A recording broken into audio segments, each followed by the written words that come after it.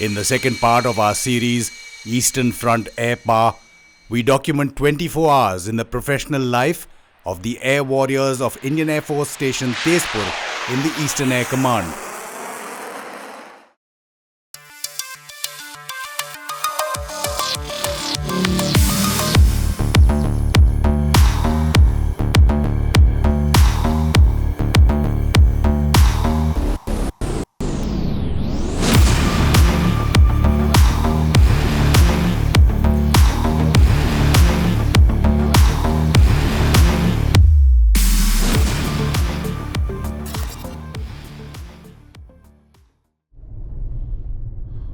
On arriving at the Indian Air Force Station Tezpur in Assam in the early evening, the StratNews Global team heads straight for the Sukhoi-30 MKIs based at the station. The aircraft are being prepared for operational sorties the next morning. Every screw is being literally checked by the engineers, technicians and maintenance crew. Sukhoi-30 MKI is a complex machine. There are a lot of systems integrated in this machine along with the state-of-the-art avionics. This aircraft has the capability to carry air-to-air and air-to-ground missiles, bombs, gun, as well as various types of payloads. Indian Air Force being one of the premier air forces in the world, it is the utmost requirement to be operationally ready to tackle any type of contingency put forward. This requires an intense amount of flying effort, which in turn requires an intense amount of maintenance activities to be undertaken on these aircraft. We ensure the availability of these aircraft 24/7, all weather conditions for any type of mission available. That availability is being ensured even though the evening is quickly giving way to night. In 1942, during the Second World War, the Royal Indian Air Force built a runway at Tezpur. It was used by the United States as a B-24 Liberator heavy bomber base. After the war, it was converted into an Indian Air Force base in 1959. The MiG Operational Flying Training Unit, MOF2, was formed in December 1986 at Tezpur. But since 2014, it is home to two squadrons flying Sukhoi MKIs, the number 106 Lynxes and the number 2 Winged Arrows.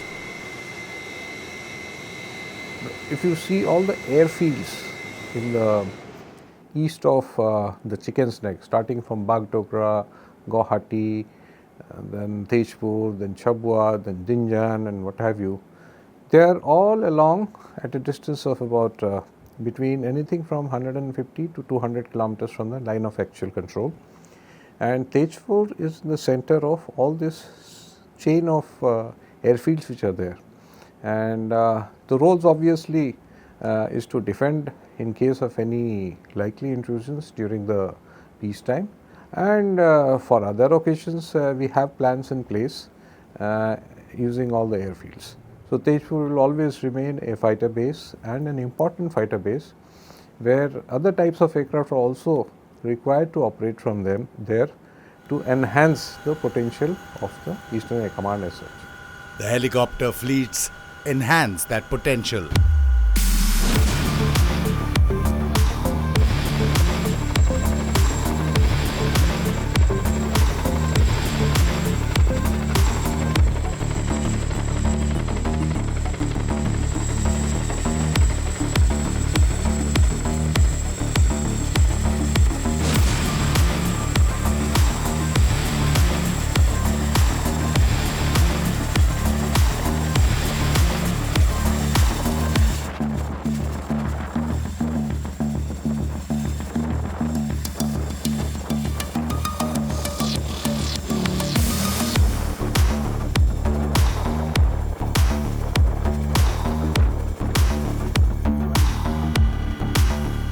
We operate from the icy heights of Arunachal in the north to the dense jungles of Mizoram in the south, in northeast India for particular, and everything else that is there in between. So when you fly in such a varied AOR, you need to be able to switch over from one aspect to other very quickly. At the icy heights, you have to be very, very skillful in handling the aircraft, and while operating in the jungles, you need to be constantly updating yourself with the information, maintain your situational awareness to cater for any contingency that may arise during flying, to execute the missions safely and recover safely back at home. Though eagerly anticipating one of those missions, the Sukhois flying the next morning, we are disappointed there are no night ops planned for the fighter jets. But Lady Luck smiles on us. We are told the IAF's workhorse, the AN-32, will be flying in and out with some cargo. The runway's twinkling lights beckon the transport aircraft.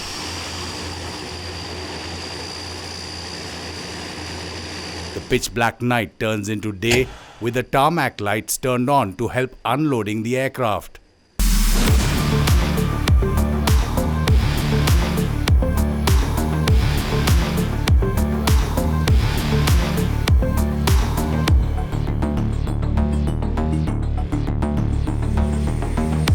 The high placement of the AN-32's engine nacelles above the wing give her larger diameter propellers, which after the standard checks are soon all set for the return flight.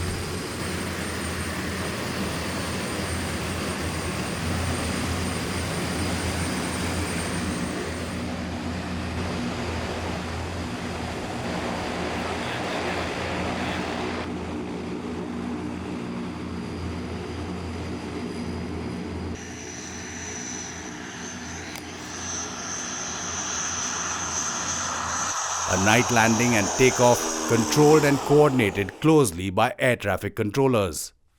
Our main role is to coordinate aircraft operations to ensure safety and avoid collision, hazard, accident on ground as well as in the air.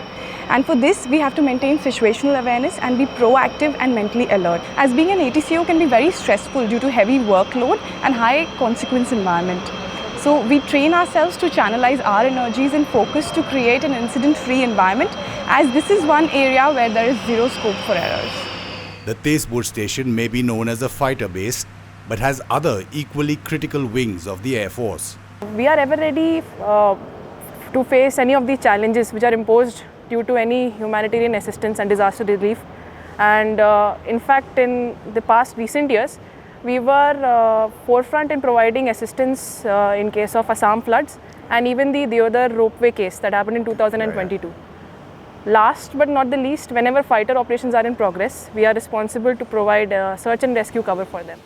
We've already had a hectic few hours of filming and call it a night before an early start the next morning. Kaam khatam. But it's 24/7/365 for the Eastern Air Command, EAC, which is headquartered in Shillong, Meghalaya. It is responsible for safeguarding enormous airspace over the northeastern states and part of the Bay of Bengal, covering over 3 lakh square kilometers, 11 states, and 6,300 kilometer long international boundaries with Nepal, Bhutan, Myanmar, Bangladesh, and most importantly, China-occupied Tibet and the LAC in Arunachal Pradesh. There are places where the group of soldiers takes as much as 17 days to reach that LOC. Now, this 17 days is not from the main airfields, but we have created something known as advanced landing grounds, where initially the requirement was not much, so the helicopters could go and operate from there. But now, with what our friends across developing their infrastructure, we need to have more presence. So, all along there are about 8 ALGs and 7 more are in the process of making. Among others, the Eastern Air Command deals with China's PLAF airfields in Hoping, Konkajong, Golmud, Linji, Pangta and Chengdu. They come, they fly about 30 kilometers, 40 kilometers in their own territory, and they fly sufficiently high for many of our radars to have them picked up. We pick them up and as a response, just to tell them that yes, we know you are there. We have had a couple of times when scrambles have taken place, and they have also gone and neither did we cross nor did they cross. That sanctity is being maintained, But at the same time, the presence is also being shown to them to show that yes, we have seen you and we have monitored your coming close, but they have never violated this airspace and nor have we. But these one-odd scrambles does happen. But despite a substantial numerical and technical differential between the PLAF and IAF, India has the aerial advantage because of what is often called the tyranny of geography. Altitude of operation plays a major role, in which case in this as far as we are concerned, we are fortunate. All our airfields are at altitudes which are starting from 300 to about 800 meters, and which are comfortable for us to carry more load. But as far as PLAF aircraft is concerned, the aircraft can take off, but it has its limitations, and because it has its limitations, we intend to cash in on the fact that we are in an advantageous position in terms of taking on any misadventures anyone wants to. Early the next morning, we are allowed to attend a non-confidential briefing for the pilots. Jai Hind officers, Air Traffic Services briefing for day flying. 6 aircraft type Rafales from Hashimara, 4 aircraft type Su-30s from Jorhat. Hashimara, alternate ATC operations in progress. ATC ORM score nil at 0630 hours. Satellite imagery at 0542 indicates no significant convective clouds over Assam region. However, isolated convection can be seen over Meghalaya, further moving eastward, and broken to overcast low clouds can be seen over entire Arunachal Pradesh region. Clouding is likely to reduce during late morning hours. However, because of moisture incursion, scattered to broken low medium clouds are expected during afternoon hours, and hence expecting light rain in hills.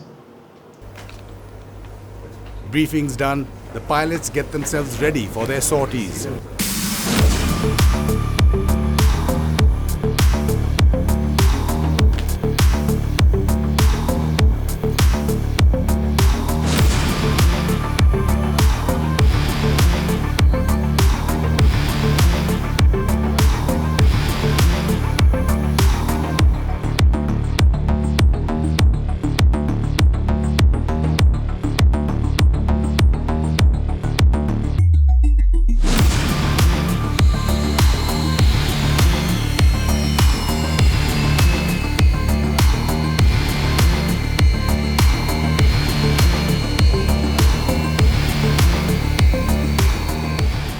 Despite being the top guns, pilots though can't fly missions solo. We are the eyes of the pilot once they're in the sky.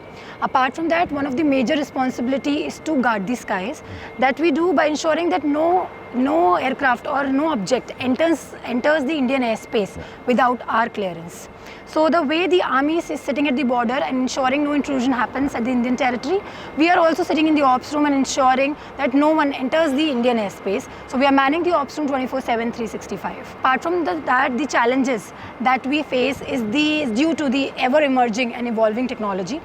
With the weapon ranges increasing and the plethora of surface-to-air and air-to-air weapons available, it becomes utmost important for us to be updated and current. From the hangars, we rush to the ATC, outside which we capture the first round of takeoffs. Taking advantage of the few minutes in between the two squadrons taking off, we get closer on a grassy knoll next to the runway. But even that is not close enough. While I amateurishly film some takeoffs, under Safety Officer Wing Commander V. Paliwal's wings, Rohit gets closer for the sortie takeoffs.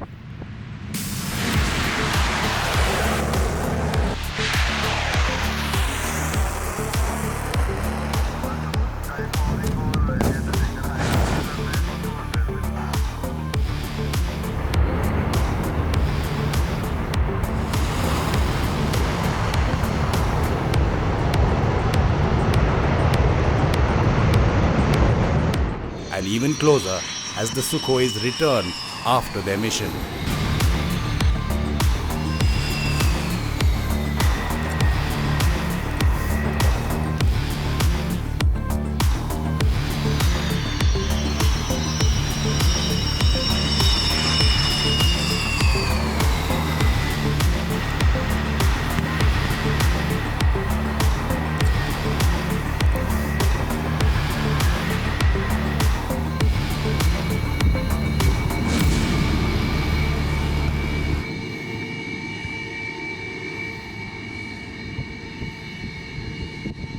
It's been just another sortie for these magnificent air warriors and their magnificent machines.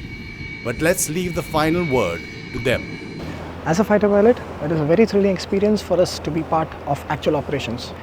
Flying in the northeastern sectors and being a part of multiple exercises involving large number of aircraft of various fleets, and considering the fact of rugged terrain and the weather is actually challenging. The hills and mountains that you see around seems very beautiful once we get airborne. However, once the weather goes bad, they are the opposite. So that is why we are trained immensely over here to fly in such adverse weathers. And what seems difficult at first becomes day-to-day routine for a fighter pilot. In the third and last episode of Eastern Front Airpower, a detailed interview with Air Marshal D.K. Patnaik, who retired last September as the Air Officer Commanding-in-Chief of the Eastern Air Command.